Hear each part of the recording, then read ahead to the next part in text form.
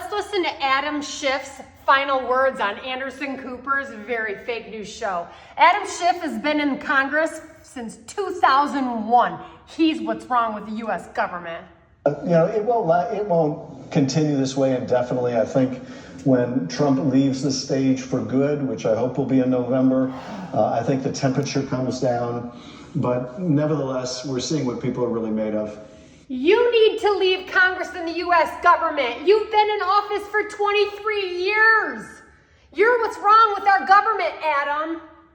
So are you, Anderson Cooper. You're a puppet for the Democrat Party. You should be embarrassed of your show.